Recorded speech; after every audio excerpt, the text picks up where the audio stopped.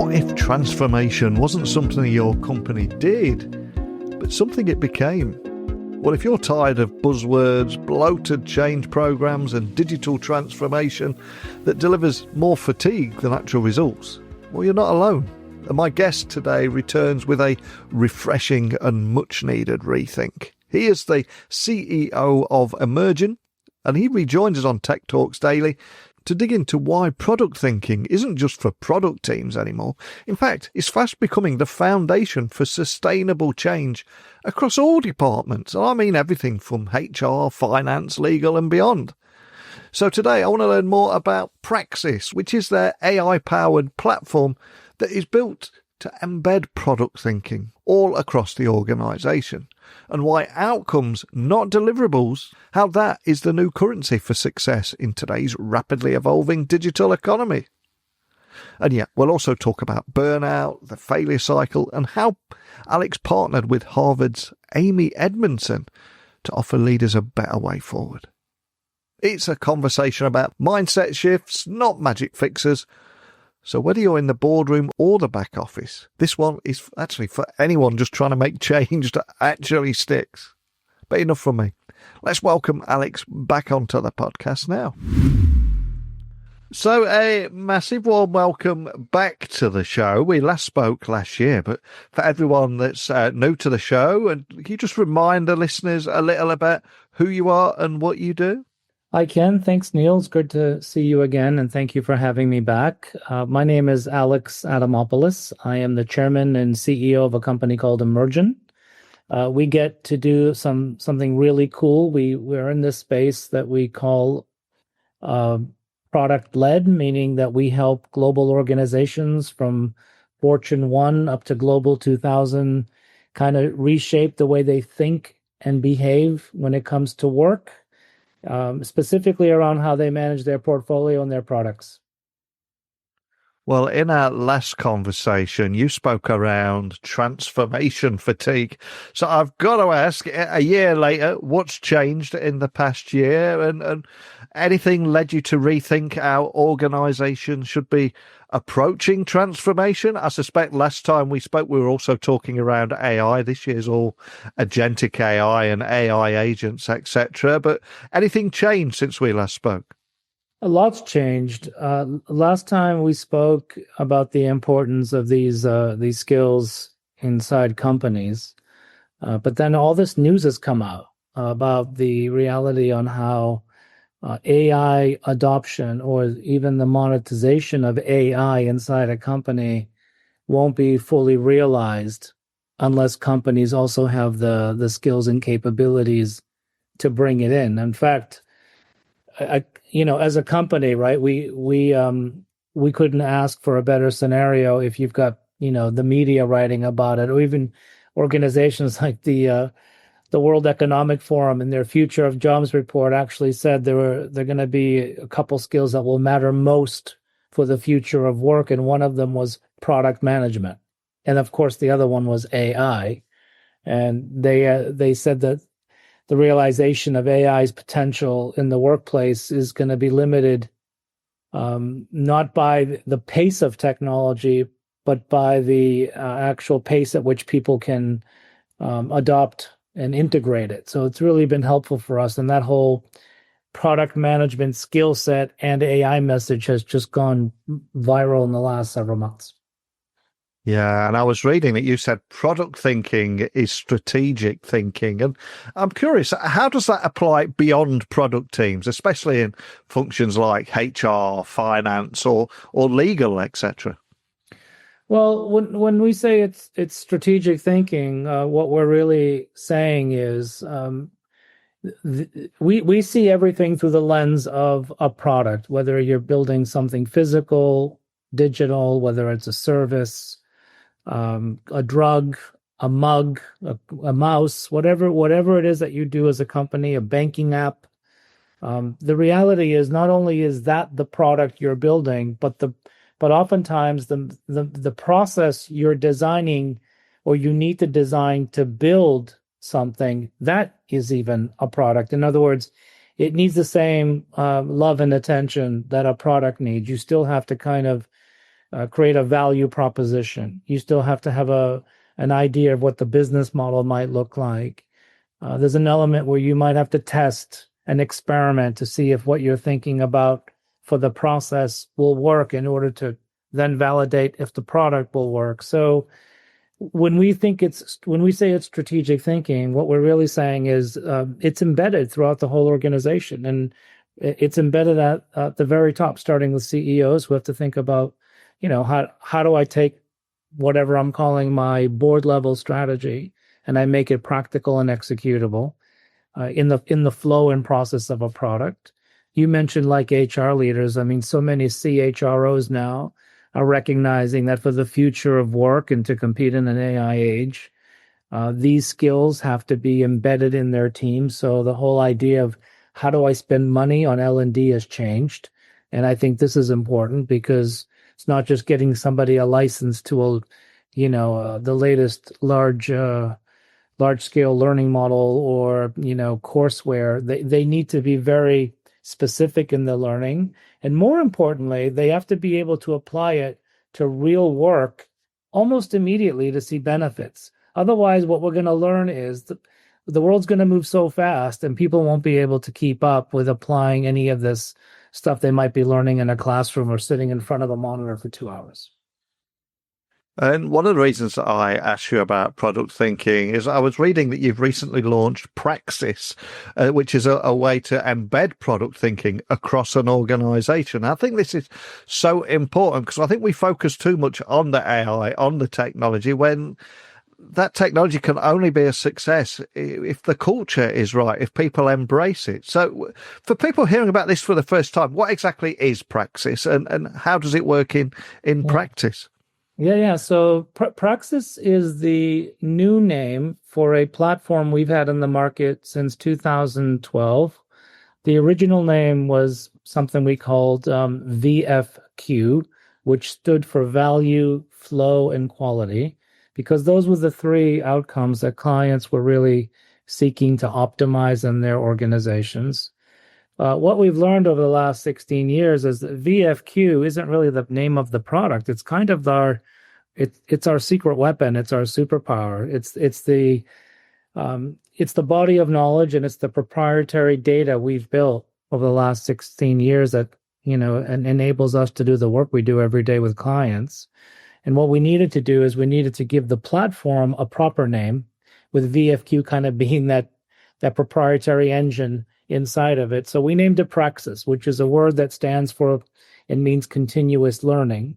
And what we did with Praxis is we created an AI first engine inside of it that we affectionately call Stella. And we call her Stella because if you look up the word Stella, I mean, there's many products in the market, I guess, but specifically it stands for navigation and stars, which is a common metaphor that some of the large language models use. And Stella operates as an AI-powered product coach. So, in early September, when we launch the next version of Praxis, it will be a product lifecycle development tool, much like you might subscribe to Salesforce or some other tool that you use to do your job every day. Stella inside of Praxis will become the engine, and Praxis will become the tool that people will use to do their jobs every day. Think about it as open AI for product management. So what we're doing is Stella has been a learning platform to teach people the craft of product management skills. And we've had hundreds of companies and thousands of users go through the learning, and that's still present inside Praxis.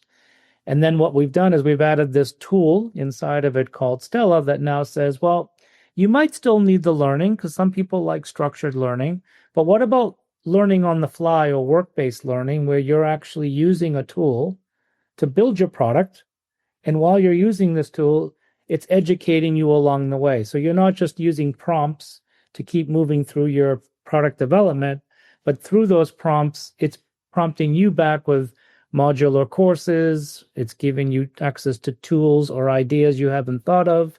In other words, it becomes a companion, and it literally is like having a product expert next to you. And traditionally, organizations have measured their success through things like deliverables and deadlines. But I was reading before you rejoined me today that you believe that outcomes should actually be the new focus. So tell me more about that and how leaders can shift their mindset, because it's such a great point. Yeah, well, the reality, Neil, is that outcomes have always been the desired result for people, meaning that we get focused on building something or running a process, and then sometimes we get near the end and we realize we haven't just gotten the change that we wanted. So I'm not saying anything new here. My gosh, this is old hat. I think what's really happening though is you've got technology moving so quickly, and then you've got people trying to keep up with it from a learning and working perspective, and it's putting a lot of pressure on companies to produce results faster, right? The reality is we can no longer hide in the business. We can no longer just kind of float in our jobs. We have AI tools exposing us because they can do some of the things we do faster and maybe even a little bit smarter than us. So we got to show up differently, and leaders have to be able to produce measurable, tangible outcomes for whatever they're saying they're investing in. So think of it like this, the television show Shark Tank, where you got someone showing up for a check, right? We're in a world now where leaders inside companies have to keep going back to their superiors and asking for money because they're demonstrating that, yeah, we can produce incremental value. We're building this, we're producing value, cut us the next check. I think we're going to see the world change where it's not going to just be carte blanche. Here's a check, go spend what you need. You're going to have to demonstrate outcomes incrementally. And this is going to happen even in large enterprises that are getting impatient with how smaller, more nimble competitors are starting to intrude on their business. And you talk about there that pressure of keeping up. What's the connection between burnout and traditional transformation models, and how can a more product mindset maybe help create that more sustainable way of working? Anything you can share around that? When we spoke last time about transformation, and we specifically talked about some of the things that we touch on when we think about transformation fatigue, right? Yeah. We talked about some of the things that we've learned in the process. This year, I had the privilege of writing a paper with Amy Edmondson. So she's #1 on the world's Thinkers 50 list. She's a Harvard business professor. And she writes a lot about psychological safety, but she writes also about the importance of failure as a positive. Like how do you turn failure with programs or change programs into something good?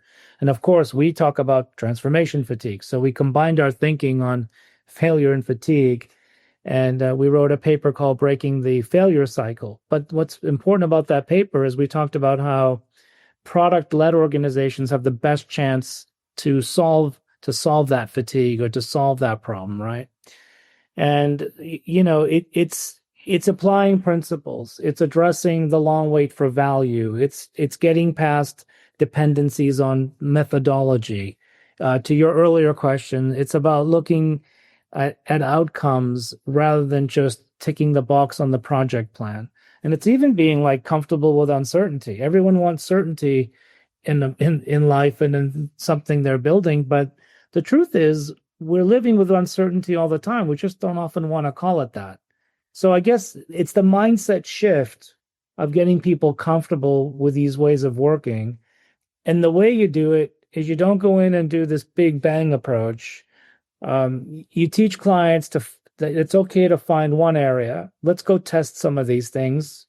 Let's show you what's possible, and let that then create, more of a pull in the organization.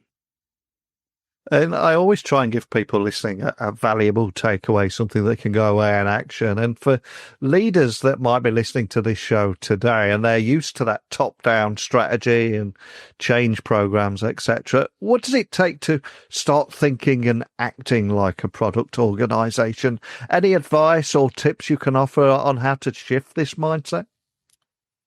Yeah, I think there's quite a few things we could probably talk about in this context. I guess the biggest thing is getting people to understand that transformation isn't a point in time program. It's continuous change. In fact, I've been hearing many executives refer to it as that. So that's part of the beginning of having a mindset shift is that we're all living in some form of constant transformation or change in our businesses. It's embedding that continuous adaptation.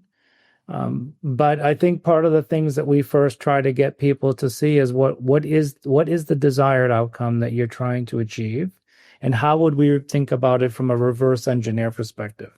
So how would we back into those things? So it is almost this problem we're trying to solve where there's a lot of organizations that live in this thing we call relentless reinvention versus product-led transformation. So it's not just going after these big programs with little value, but it's looking at how can we deliver smaller, more tangible groups of value and build from that. So I think that's kind of where I would start. And that's usually where we get to. We try to get people to stop thinking about buzzwords because, Neil, this is a problem, right? There's so many Yeah. buzzwords we all have to deal with.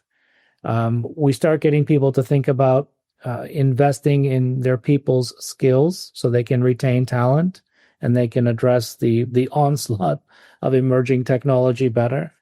We get people to kind of practically and pragmatically distill down the word strategy because that's another word we're all very confused about. What does it mean? So it's really those conversations that I believe are the beginnings of change. And as someone that works with global enterprises, I'm curious, where are you seeing product thinking having the biggest impact already? Any stories you can share there? And also, what do those early successes have in common? Are there any trends there? There are. Well, I can't name all the companies. I would Yeah. say the one of the most prolific industries we're seeing is in the oil and gas and the energy space. So there's a lot of positive change where you have large legacy businesses that have always done things a certain way, intelligently using new AI tools to create new energy products or how they manage their idea pipelines. In fact, the whole premise of having an idea pipeline, getting all your ideas into a pipeline where you can continuously vet the value of them, you can prioritize the most important ones. These are new ideas. These are new concepts for legacy businesses. We're also seeing it a lot in the consumer packaged good, the CPG space or the electronic space. Companies that brands you and I probably know and use that build high-end electronics products who are thinking about how do you innovate? How do you shift focus and develop higher quality products and more variety? All those conversations on how to be better really come from how do I have a better product operating model? How do I operate in a way that gives me the tools, the techniques for me to actually deliver something different? So I do think those industries are probably some of the ones we're seeing some real swings of change in. Well, thank you so much for coming back on the podcast and sharing your insights once again with everybody. But before I let you go, as you know, we have a tradition. I always ask my guests to leave another gift. And this time I'm going to ask you to leave a book that you can recommend to our Amazon wish list, something that means something to you. What would that book be and why? Well, I mentioned the paper I got to contribute to with Amy Edmondson this year. Her book, Right Kind of Wrong, is still one of the top of my list that I think all organizations and leaders should read. It's a very human and practical look on how do you deal with failure and challenge in a business versus some of the more traditional books that are always telling you, how to solve things. This has some of that, but what it does first is it gives you a reality check that you're not alone. You're dealing very much with the things that many, many people deal with. Fantastic. I'll get that added straight to the Amazon wish list. And for anyone listening wanting to dig a little bit deeper on anything we talked about today, including Praxis, of course, or connect with you or your team, where would you like to point everyone? Yeah, I think the best place is either go to emergn.com or praxis.emergn.com if you want to specifically look at that product, and you can learn more about us. Well, it's a pleasure having you back on today, talking about why every team, whether it's HR, finance, or legal, needs product strategy skills, and also the launch of Praxis and your approach to embedding product thinking organization wide, and also why outcomes, not deliverables, are the new currency for digital success. So many big talking points. I urge people listening to not only check out what you're doing there, but also feedback. What did you think of today's conversation? But more than anything, just a big thank you, Alex, for coming back on and once again reigniting this conversation. Thanks again. Thank you, Neil. So after hearing Alex's insights today, I find myself thinking, are we finally moving past transformation theatre? Well, I think from Praxis and Stella to learning in the flow of work here, I think there's something deeply pragmatic about what they're building. And this isn't about adding more layers of tech. It's about equipping people where they are with what they need to get real results. So if your organisation is possibly guilty of clinging to that, well, we've always done it this way, and clinging to old metrics, fixed plans, or deliverable checklists, maybe it's time to ask, what outcomes are we really driving here? And more importantly, are we building a system that helps our people succeed? Huge thank you to Alex once again for joining me on the podcast. But over to you. Is product thinking making its way into your team? Could it be the answer to transformation fatigue where you work? Let me know. Love to hear your thoughts. You can get me techtalksnetwork.com. All the major links will be there. Other than that, I'm going to prepare for another guest tomorrow. So I'll speak with you all then. Bye for now.